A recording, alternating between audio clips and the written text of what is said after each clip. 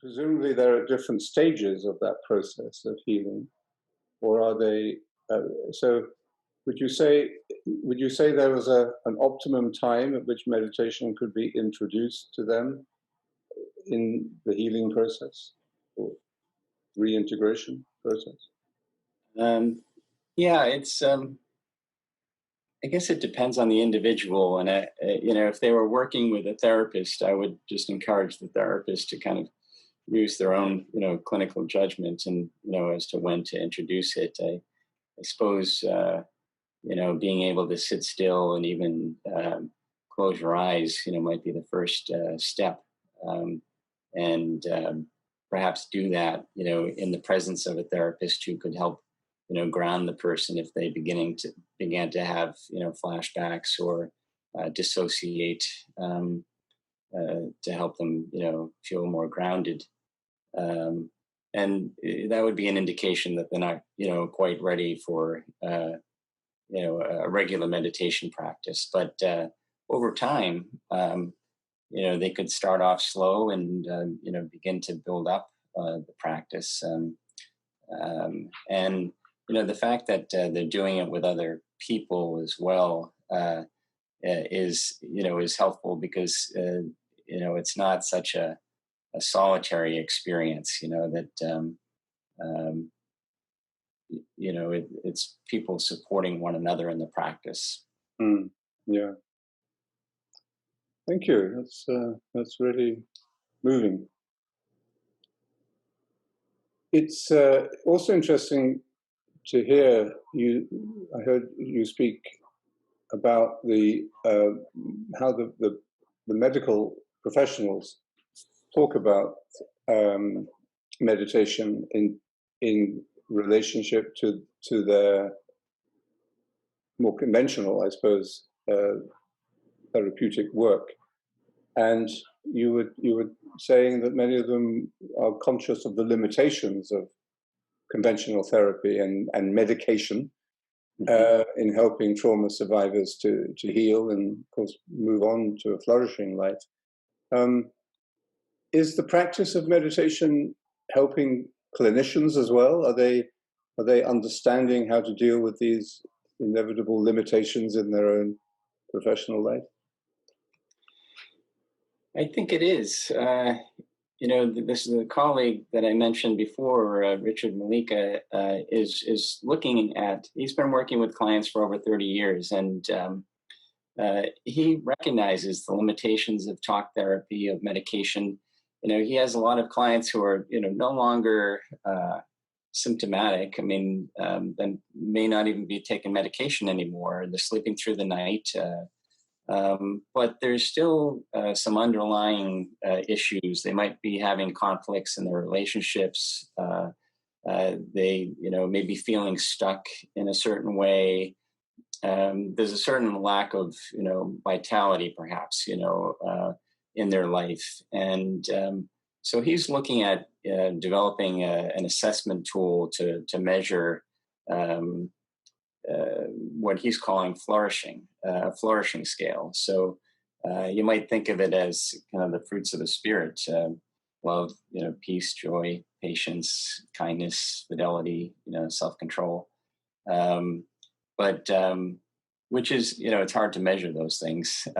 But I think he's onto something. That there's healing that takes place on a deeper level. On the spiritual level that you can only get at through a practice like meditation, or another spiritual practice. So this is something that I'm beginning to explore, and I was able to present on this topic last September.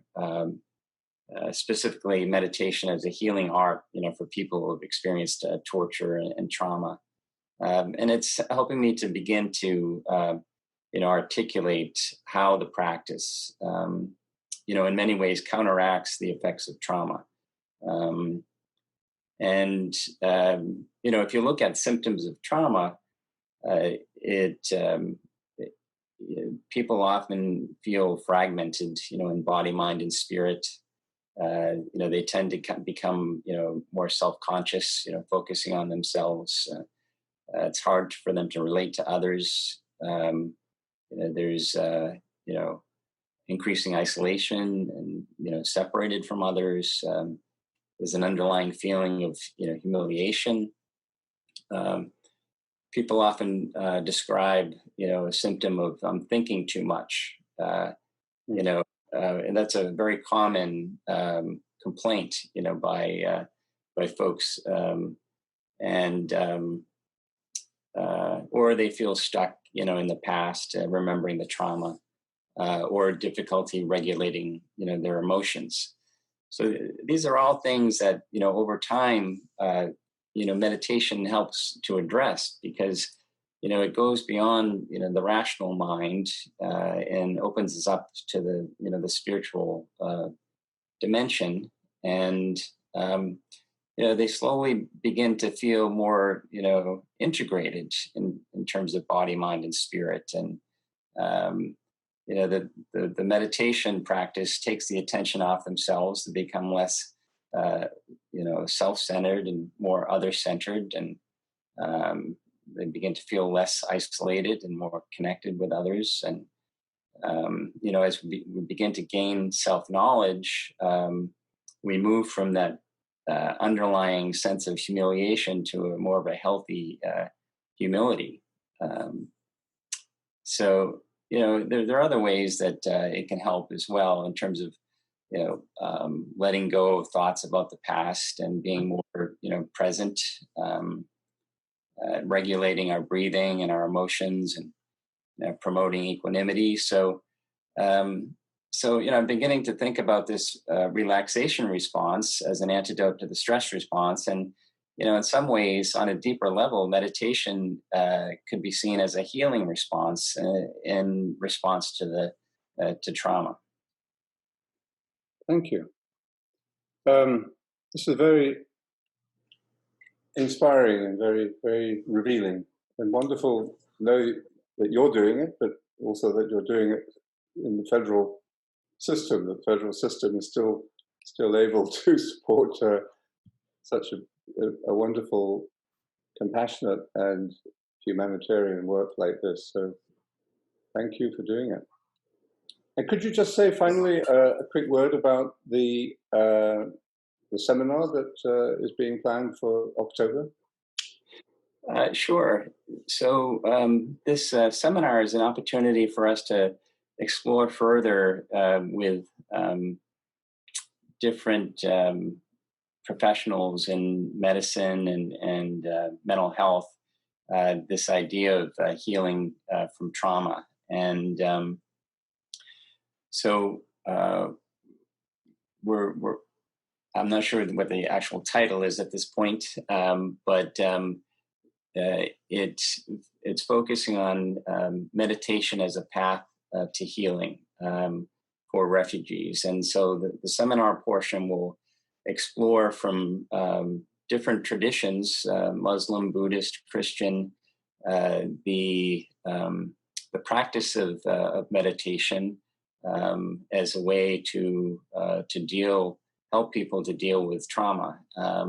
One of the groups, for example, that will be represented is a program in Lowell, Massachusetts, that has been teaching meditation in the community health center to the patients. Most of them are Cambodian, and so there's a Buddhist monk who runs a weekly meditation group at the community health center, and they've been doing it for many years. There's also a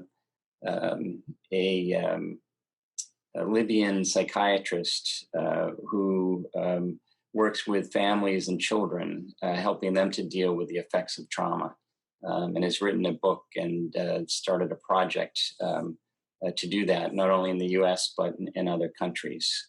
And then my colleague from the Harvard program in refugee trauma will attend, and also somebody from the Benson Henry Institute.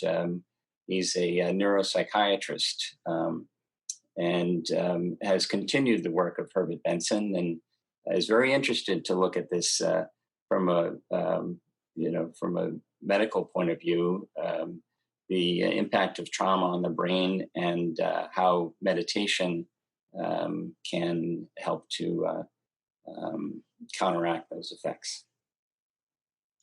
Thank you. So, a Buddhist monk in Lowell and a Benedictine oblate in DC.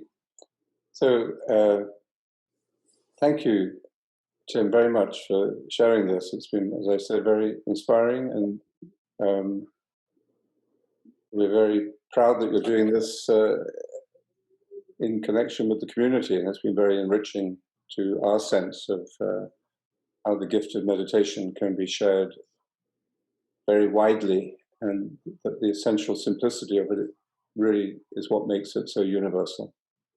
So thank you for your dedication to this. Yes, well, thank you for your encouragement and your teaching. It's been very fruitful in my life, and glad to share it with others.